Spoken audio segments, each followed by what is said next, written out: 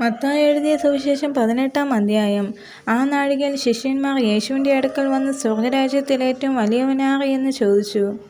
അവൻ ഒരു ശിശുവിനെ അടുക്കൽ വിളിച്ചു അവരുടെ നടുവിൽ നിർത്തി, നിങ്ങൾ തിരിഞ്ഞ് ശിശുക്കളെപ്പോലെ ആയി വരുന്നില്ല എങ്കിൽ സ്വർഗരാജ്യത്തിൽ കടക്കയില്ല എന്ന് ഞാൻ സത്യമായിട്ട് നിങ്ങളോട് പറയുന്നു എന്ന് പറഞ്ഞു. ആകയാൽ ഈ ശിശുവിനെ പോലെ തന്നെത്താൻ താഴ്ത്തുന്നവൻ സ്വർഗരാജ്യത്തിൽ ഏറ്റവും വലിയവനാകുന്നു. ഇങ്ങനെയുള്ള ശിശുവിനെ എൻ്റെ നാമത്തിൽ കൈക്കൊള്ളുന്നവൻ എന്നെ കൈക്കൊള്ളുന്നു.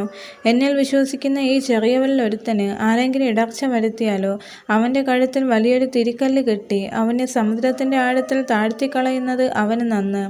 ഇടർച്ച ഹേതുവായി ലോകത്തിന് അയ്യോ കഷ്ടം. ഇടർച്ച വരുത്തുന്നത് ആവശ്യം തന്നെ, എങ്കിലും ഇടർച്ച വരുത്തുന്ന മനുഷ്യന് അയ്യോ കഷ്ടം. നിന്റെ കയ്യോ കാലോ നിനക്ക് ഇടർച്ചയായാൽ അതിനെ വെട്ടി എറിഞ്ഞു കളയുക. 2 കൈയും 2 കാലും ഉള്ളവനായി നിത്യ അഗ്നിയിൽ വീഴുന്നതിനേക്കാൾ അംഗഹീനനായിട്ടോ മുടന്തനായിട്ടോ ജീവനിൽ കടക്കുന്നത് നിനക്ക് നന്ന്. നിന്റെ കണ്ണ് നിനക്ക് ഇടർച്ചയായാൽ അതിനെ ചൂഴ്ന്നെടുത്ത് എറിഞ്ഞു കളയുക. 2 കണ്ണുള്ളവനായി അഗ്നി നരകത്തിൽ വീഴുന്നതിനേക്കാൾ ഒറ്റ കണ്ണനായി ജീവനിൽ കടക്കുന്നത് നിനക്ക് നന്ന്. ഈ ചെറിയവരിൽ ഒരുത്തനെ തുച്ഛീകരിക്കാതിരിപ്പാൻ സൂക്ഷിച്ചുകൊള്ളുവിൻ. സ്വർഗത്തിൽ അവരുടെ ദൂതന്മാർ സ്വർഗസ്ഥനായ എൻ്റെ പിതാവിൻ്റെ മുഖം എപ്പോഴും കാണുന്നു എന്ന് ഞാൻ നിങ്ങളോട് പറയുന്നു. നിങ്ങൾക്ക് എന്തു തോന്നുന്നു? ഒരു മനുഷ്യന് 100 ആടുണ്ട് എന്നിരിക്കട്ടെ. അവയിൽ ഒന്ന് തെറ്റി ഉഴന്നു പോയാൽ 99 വിട്ടേച്ച് തെറ്റിപ്പോയതിനെ മലയിൽ ചെന്ന് തിരയുന്നില്ലയോ? അതിനെ കണ്ടെത്തിയാൽ തെറ്റിപ്പോകാത്ത 99 അധികം അതിനെക്കുറിച്ച് സന്തോഷിക്കുമെന്ന് ഞാൻ സത്യമായിട്ട് നിങ്ങളോട് പറയുന്നു. അങ്ങനെ തന്നെ ഈ ചെറിയവരിൽ ഒരുത്തൻ നശിച്ചു പോകുന്നത് സ്വർഗസ്ഥനായ നിങ്ങളുടെ പിതാവിന് ഇഷ്ടമല്ല. നിന്റെ സഹോദരൻ നിന്നോട് പിഴച്ചാൽ നീ ചെന്ന് നീയും അവന് മാത്രമുള്ളപ്പോൾ കുറ്റം അവന് ബോധം വരുത്തുക.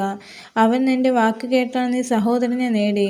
കേൾക്കാനാലോ 2-3 സാക്ഷികളുടെ വായാൽ സകല കാര്യവും ഉറപ്പാക്കേണ്ടതിന് 1-2 പേരെ കൂട്ടിക്കൊണ്ട് ചെല്ലുക. അവരെ കൂട്ടാക്കാനാൽ സഭയോട് അറിയിക്കുക. സഭയെയും കൂട്ടാക്കാനാൽ അവൻ നിനക്ക് പുറംജാതിക്കാരനും ചുങ്കക്കാരനും എന്ന പോലെ ഇരിക്കട്ടെ. നിങ്ങൾ ഭൂമിയിൽ കെട്ടുന്നതെല്ലാം സ്വർഗത്തിലും കെട്ടപ്പെട്ടിരിക്കും. നിങ്ങൾ ഭൂമിയിൽ അഴിക്കുന്നതെല്ലാം സ്വർഗത്തിലും അഴിഞ്ഞിരിക്കുമെന്ന് ഞാൻ സത്യമായിട്ട് നിങ്ങളോട് പറയുന്നു. ഭൂമിയിൽ വച്ച് നിങ്ങളിൽ 2 പേർ യാചിക്കുന്ന ഏത് കാര്യത്തിലും ഐക്യമത്യപ്പെട്ടാൽ അത് സ്വർഗസ്ഥനായ എൻ്റെ പിതാവിൽ നിന്ന് അവർക്ക് ലഭിക്കും. 2-3 പേർ എൻ്റെ നാമത്തിൽ കൂടി വരുന്നിടത്തൊക്കെ ഞാൻ അവരുടെ നടുവിലുണ്ട് എന്ന് ഞാൻ നിങ്ങളോട് പറയുന്നു.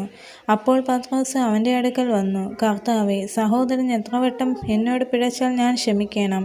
7 വട്ടം മതിയോ എന്ന് ചോദിച്ചു. യേശു അവനോട്, 7 വട്ടമല്ല 70 വട്ടം എന്ന് ഞാൻ നിന്നോട് പറയുന്നു എന്ന് പറഞ്ഞു. സ്വർഗരാജ്യം തൻ്റെ ദാസന്മാരുമായി കണക്ക് തീർപ്പാൻ ഭാവിക്കുന്ന ഒരു രാജാവിനോട് സദൃശ്യം. അവൻ കണക്ക് നോക്കി തുടങ്ങിയപ്പോൾ 10,000 താലന്ത് കടംപെട്ട ഒരുത്തനെ അവൻ്റെ അടുക്കൽ കൊണ്ടുവന്നു. അവന് വീട്ടുവാൻ വകയില്ലായ്കയാൽ അവൻ്റെ യജമാനൻ അവനെ, ഭാര്യയും മക്കളെയും അവനുള്ളതൊക്കെയും വിറ്റ് കടം തീർപ്പാൻ ഏൽപ്പിച്ചു. അതുകൊണ്ട് ആ ദാസൻ വീണ് അവനെ നമസ്കരിച്ചു. യജമാനനെ, എന്നോട് ക്ഷമ തോന്നണമേ, ഞാൻ സകലവും തന്നു തീർക്കാമെന്ന് പറഞ്ഞു. അപ്പോൾ ആ ദാസൻ്റെ യജമാനൻ മനസ്സലിഞ്ഞു അവനെ വിട്ടയച്ച് കടവും ഇളച്ചു കൊടുത്തു. ആ ദാസൻ പോകുമ്പോൾ തനിക്ക് 100 വെള്ളിക്കാശ് കടംപെട്ട ഒരു കൂട്ടുദാസനെ കണ്ടു. തൊണ്ടയ്ക്ക് പിടിച്ചു ഞെക്കി, നിന്റെ കടം തീർക്കുക എന്ന് പറഞ്ഞു. അവൻ്റെ കൂട്ടുദാസൻ, എന്നോട് ക്ഷമ തോന്നണമേ, ഞാൻ തന്നു തീർക്കാമെന്ന് അവനോട് അപേക്ഷിച്ചു. എന്നാൽ അവൻ മനസ്സില്ലാതെ ഉടനെ ചെന്ന് കടം വീട്ടുവോളം അവനെ തടവിലാക്കിച്ചു. ഈ സംഭവിച്ചത് അവൻ്റെ കൂട്ടുദാസന്മാർ കണ്ടിട്ട് വളരെ ദുഃഖിച്ചു ചെന്ന് സംഭവിച്ചതൊക്കെയും യജമാനനെ ബോധിപ്പിച്ചു. യജമാനൻ അവനെ വിളിച്ചു, ദുഷ്ടദാസനെ, നീ എന്നോട് അപേക്ഷിക്കിയാൽ ഞാൻ ആ കടമൊക്കെയും ഇളച്ചു തന്നുവല്ലോ. എനിക്ക് നിന്നോട് കരുണ തോന്നിയതുപോലെ നിനക്കും കൂട്ടുദാസനോട് കരുണ തോന്നേണ്ടതല്ലയോ എന്ന് പറഞ്ഞു. അങ്ങനെ യജമാനൻ കോപിച്ചു അവൻ കടമൊക്കെയും തീർക്കുവോളം അവനെ ദണ്ഡിപ്പിക്കുന്നവരുടെ കയ്യിൽ ഏൽപ്പിച്ചു. നിങ്ങൾ ഓരോരുത്തൻ സഹോദരനോട് ഹൃദയപൂർവ്വം ക്ഷമിക്കാനാൽ സ്വർഗസ്ഥനായ എൻ്റെ പിതാവ് അങ്ങനെ തന്നെ നിങ്ങളോടും ചെയ്യും. ഈ വചനങ്ങളാൽ ദൈവം എല്ലാവരെയും അനുഗ്രഹിക്കുമാറാകട്ടെ. ആമേൻ.